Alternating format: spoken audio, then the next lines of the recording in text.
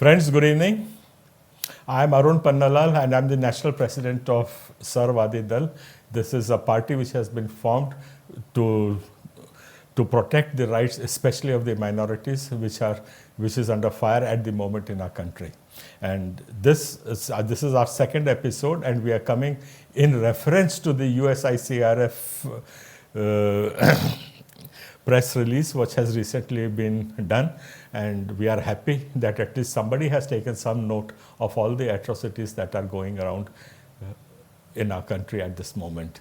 We don't degrade our country, we don't degrade any system, but of course there are times when knee-jerk action has to be taken, and there are times when our own mistakes we cannot see, and it is a outer force which has to open our eyes, and it is in this reference that I am coming to you, and this is a constructive approach by which we are coming. We are not here for any politics, we are not here to degrade one particular party or praise any other party. Our concern is the establishment of democracy and finishing off of the fascist regime which is trying to take birth in India. These are the two concerns.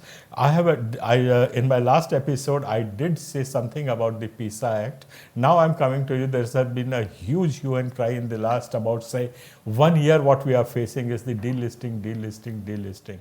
So now let me explain this thing, and I'm coming to you in very clear terms. Again, I am repeating the same issues which had come up in my last episode, and this is that there is Amendment 4 and 5 in the Indian Constitution which guarantees the tribal people their land rights, which guarantees special powers, which guarantees them the management of their own issues, their administration to be done by the Gram Sabhas, which has cascaded down from the 1993 Panchayat Raj Adhiniyam. This is the story by which we are coming here. Now what has happened in these few days, in these few years, is this, and this few years I would like to take the time span to around 20 years. 20 years if we go back from today. What has happened is a lot of proselytization has started taking place. We don't deny the fact, yes, people are coming and they are attending the churches and all. So there is a demographic change. Of course it is there, and it's a matter of concern which has to be addressed in the same fashion, not by killing them.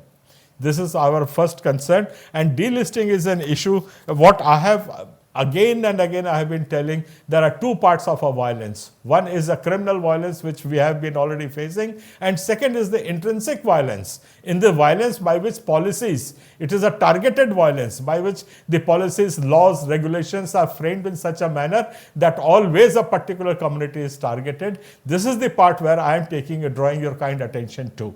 And the first part what I have already addressed, and now in the second part what I like to tell you all is this, that delisting is a word which has come up in last about 1.5 or 2 years. Delisting, by delisting they mean that people who have become tribal Christians should be removed from the status of the tribal authorities or tribal rights or the tribal status where they got, they have to be removed from that. That is the meaning of that particular word, delisting. Now there is a very big question which arises over here. Even if, suppose, for the sake of argument, we agree to that, okay, delisting can be done. So now there's a question, Supreme Court has time and again held that the tribal community is a religion-free society. They don't have any religion, they don't have any basis of religion, it is a religion-free society. So now tribals are a religion-free society, okay? Now there is a part which is going down, which is taking up, adopting a Christian religion, one. Then there is also, they have been declaring time and again that there are Hindu tribals. So now by this definition, even Hindus are being converted into Hinduism. As Christians are being Christian into Christianity, as tribals are being converted into Christianity, similarly, tribals are also being converted into Hindus. It's a welcome step. This is what secularism is all about. This is what Article 25 is all about. Anybody is totally free to choose whatever religion they want to. Now the question of delisting again comes over here, that if you want to delist, why do you want to delist Christians only? It's $1 million question what I am raising over here. Why are the Hindu tribals who have adopted Hindu religion, who have taken up Hindu faith, why will they be left out of this ambit? Will they also be within the ambit of this delisting? That is the question. So here again Article 25 is being done, and now which we have seen in the last few days, not few months rather now, that so many organizations of right-wing organizations, they have been bringing up lot of tribal people together, their subsects together. One paper, there was the news, there are more than 706 tribal communities have together and they are asking for delimitation. These are all organized, provoked people. These are provoked statements. A tribal today is not at all bothered. He is very peaceful, peace-loving people. They are very happy in their habitats. This is being sent upon them. This is being enforced upon them. This is the matter of concern. This unrest is being intentionally forced upon them. So now I come back to this thing that now Christians will be delisted. That is the demand.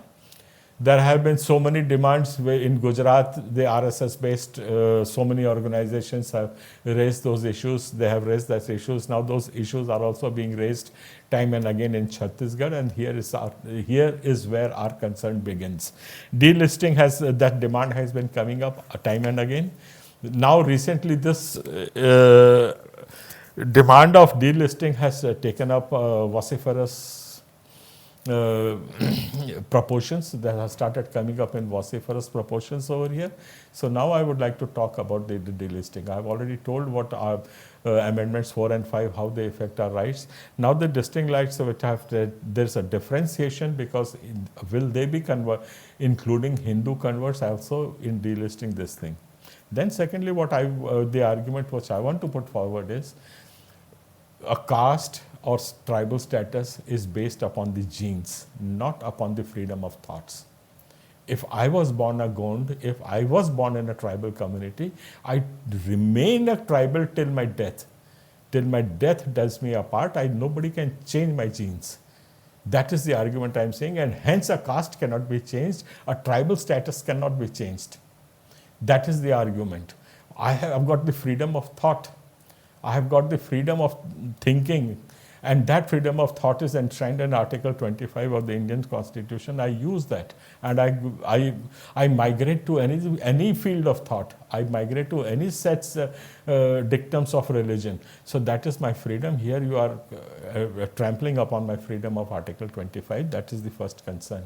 And then the right of equality as guaranteed in Article 13. If you are not delisting Hindus and delisting only Christians, again Article 13 is being trampled. These are the two concerns which I have put forward.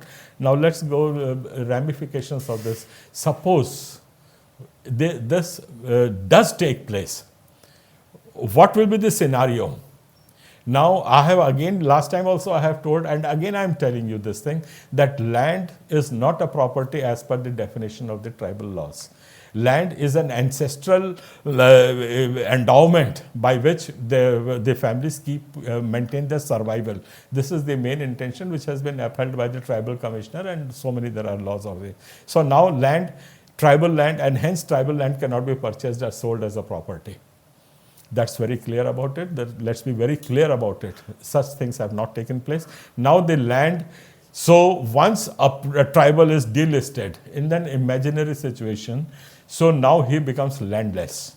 So he becomes a citizen without a state. He becomes a stateless citizen because he doesn't have land and he has got absolutely nowhere to go. This is the second concern which in my last episode also I had raised, and he will be reduced to a pauper or a beggar begging on the streets. This is the first ramifications what could come up, and the second part is that whenever this issue of delisting is being taken place, the drafts that I have come across and against many of the social media platforms and some places, though that draft has not yet come officially onto the parliament, has not been tabled onto the parliament speaker's desk. But then what I have come across is the provisions for delisting, the rules for delisting will be such that the sarpanch or the village head, he will write a letter that such and such person, he refuses to obey or pay obeisance to my Devi or to my goddess. One. Then secondly, he is not partaking in any of the cultural practices which have, such as offering of prasad, offering of food and things which first it is given to an idol and then it is distributed. He is not accepting that, second thing. And the third thing is that these people are not participating by giving money to the temple over there, not a temple or a Devgodi and a Sarna or whatever the organization is. These three issues, suppose a Sarpanch makes a complaint to the SDM will be given the right to delist that particular person. No religion has been mentioned over there. Please mind this properly. I believe that it is an official document which will later or sooner or later in the same format it will be tabled in the Parliament. I have got reasons to believe what I am alleging. Of course, it is an allegation at the moment. It could be baseless. It could have some locus standi. I cannot vouch at this stage for it. But suppose these type of three demands come through, please imagine the immense fascist powers that will be transferred to the village head. Anybody, if he doesn't like, he will just say, he or she is not listening to us. He is not or she coming and taking obeisance. He is not taking any prasads or offerings, and he is not giving any money. He or she is not giving money, and he will be delisted. Now look into the other ramifications. There is a particular lady or a girl who has just reached puberty, and the village man, he has got evil eyes upon him. He wants to just, rape her or bring her to his house. He will immediately threaten her that I am delisting you. I am delisting you because on such and such date, you did not pay your obeisance to the Devi. Then he will make an allegation that this particular woman, this lady or this girl, she has refused to give her money offerings to the temple. What will be the condition of that particular woman or the lady? That is our concern. It's not necessary that she be a Christian, it's not necessary she be a Hindu, but such sort of draconian law, such sort of draconian powers, can they be shifted up or given to a village head? Just imagine, the village chief wants to take over somebody's land. Immediately he will issue a diktat that I'm issuing a letter to delist you, and then he will take over his house. He will take over his fields. He will take over. If he has got evil eyes upon his wife, he will take over his wife. This is the ramifications which could happen in delisting. So my prayer is, and my expectation is, that this devil of delisting has to be stopped in its tracks, and we have to ensure that proper democratic rights, equal democratic rights, they prevail. And sometimes we cannot govern ourselves from within. There are many minor issues, there are minor visions by which our visions get blurred because of voting, because of power, because of other many issues. So at such time, a person standing on the shore, he is able to guide the ship to the home, to the safety. And this is where the international community's role comes in and begins, that they think, they understand, they plan, and of course they have got huge platforms by which they can address and bring this government, bring this line of thought into its proper tracks. This is all I have to say. This is all my humble submission, and I'm Arun Pannalal addressing you from Sarv Adi Dal's platform. This is a political party which has been registered to ensure the rights of minorities which are being trampled upon, and to stop the fascists in their tracks. It is a feeble effort. Maybe, God willing, this will become a tsunami. That's all I have to say. Goodbye.